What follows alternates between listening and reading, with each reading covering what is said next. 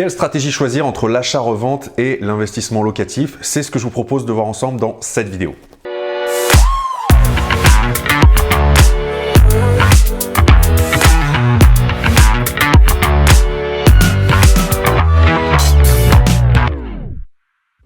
Je vous souhaite la bienvenue dans cette nouvelle vidéo. Si vous ne me connaissez pas encore, je m'appelle Julien Leboda, je suis investisseur depuis 2012 et sur cette chaîne, je vous aide à créer votre liberté avec l'investissement immobilier.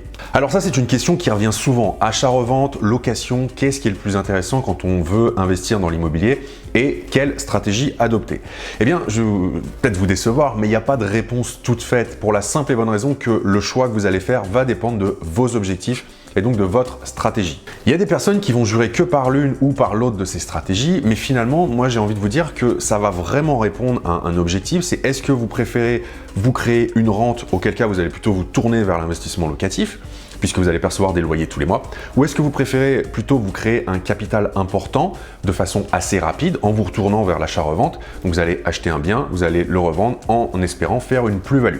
Alors commençons par l'achat-revente. L'achat-revente, c'est hyper simple, c'est on achète un bien immobilier, on le rénove ou pas d'ailleurs, il y a des personnes qui achètent des immeubles puis qui revendent les appartements à la découpe sans faire la moindre rénovation dedans. Toujours est-il qu'on achète un bien immobilier, on le revend.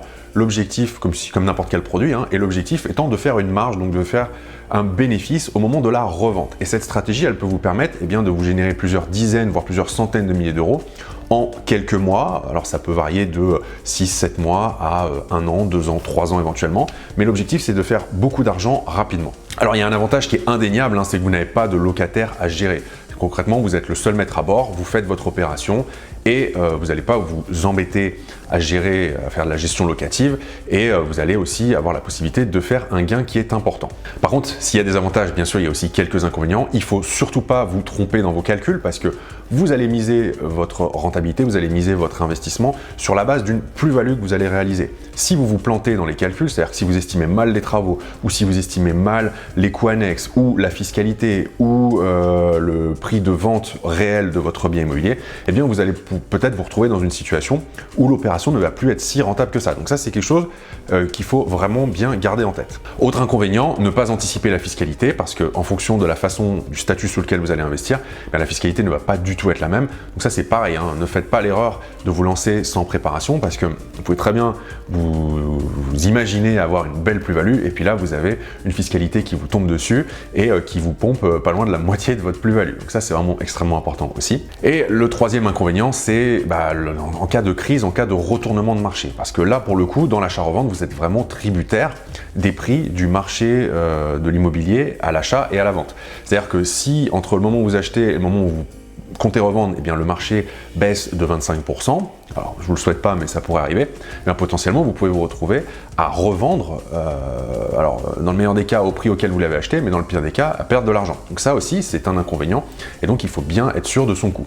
Maintenant, l'investissement locatif. Donc l'investissement locatif, le but est différent. L'objectif n'est pas de faire beaucoup d'argent rapidement, mais plutôt de vous créer une rente avec des revenus passifs, donc générés par vos loyers. Alors le principe c'est hyper simple, vous achetez un appartement, une maison, un immeuble, peu importe, vous faites des travaux de rénovation si besoin, vous mettez un locataire ou plusieurs locataires dedans, et puis tous les mois vous allez percevoir un loyer, donc ce qui va vous faire une forme de rente. Alors ce qui est extrêmement intéressant, c'est que là vous allez être sur une stratégie quasi passive, vous allez vous constituer un flux de revenus régulier et donc prévisible, donc ça c'est plutôt bien, et vous allez vous enrichir lentement mais sûrement, c'est-à-dire que tous les mois vous allez rembourser une partie du capital que vous avez emprunté à la banque, et donc ça va venir diminuer la dette que vous avez auprès de la banque et donc ça va venir augmenter votre enrichissement. L'inconvénient majeur, c'est que vous vous enrichissez lentement, effectivement. C'est-à-dire qu'il faut quand même plusieurs appartements avant de vous créer une rente digne de ce nom, avec notamment des cash flows qui vous permettent de vous changer significativement la vie. Donc ça, c'est le premier point.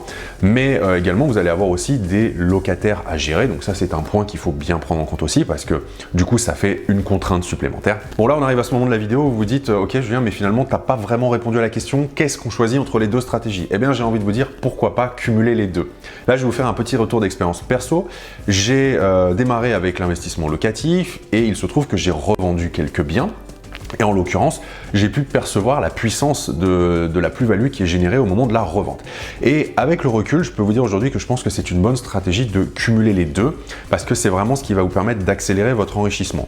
Vous pouvez très bien démarrer avec un investissement locatif par exemple qui va commencer à vous générer de la rente, à amortir du capital, puis partir sur un deuxième voire un troisième et à un moment donné, vous allez peut-être vous rendre compte que le premier investissement locatif, eh bien vous avez remboursé suffisamment de capital pour que ce soit intéressant de revendre et pour que l'argent qu'il vous reste une fois que vous aurez remboursé le crédit, eh bien puisse être réinjecté soit dans un nouveau projet, soit que vous puissiez faire un remboursement anticipé partiel d'un autre investissement que vous pouvez avoir. Enfin, vous voyez, il y a pas mal de possibilités et vraiment le fait de cumuler les deux, pour moi, c'est un accélérateur d'enrichissement. Par exemple, sur un bien que j'ai vendu, je me suis rendu compte que le prix du marché avait fortement évolué et que du coup, la plus-value que j'ai générée au moment de la revente, c'était équivalent à 10 années de cash flow net d'impôts. Dans ces conditions, forcément, ça fait réfléchir et je ne me suis pas posé la question très longtemps de me dire 10 ans de cash flow en une seule fois au moment de la revente, ça veut dire que je peux quand même aller beaucoup plus vite en réinvestissant ensuite ces cash flows dans une nouvelle opération, qui est d'ailleurs ce que j'ai fait. Donc, vous voyez, c'est aussi un moyen de booster votre enrichissement et d'atteindre plus rapidement la liberté financière. Et au final, vous pouvez peut-être vous retrouver à avoir autant de cash flow avec moins de biens, parce que vous serez désendetté, vous aurez remboursé une partie de vos crédits. Vous aurez donc peut-être moins de charges à supporter, moins d'impôts avec donc une fiscalité moins importante, et donc peut-être que vous aurez autant voire plus de cash flow en ayant moins de biens qu'auparavant. Donc vous voyez, il n'y a pas de réponse toute faite encore une fois, mais l'idée c'est de vous ouvrir l'esprit pour vous montrer qu'au cas par cas, il peut y avoir des choses très intéressantes à faire. Voilà ce que je voulais partager avec vous dans cette vidéo. Si vous voulez aller plus loin et découvrir comment vous pouvez générer l'équivalent d'un salaire de 1 500 € avec une seule opération immobilière, eh bien je vous offre mon livre « Comment vivre de vos loyers sans multiplier les achats immobiliers ». Il vous suffit de cliquer ici ou dans le lien qui est dans la description sous la vidéo pour le récupérer. Je vous en dis pas plus, je vous invite vraiment à le télécharger et à le lire et vous allez voir, je vous explique toute la stratégie, c'est cadeau. Merci à vous d'avoir regardé cette vidéo jusqu'au bout, merci de votre fidélité et je vous dis à très vite pour une prochaine vidéo. Ciao!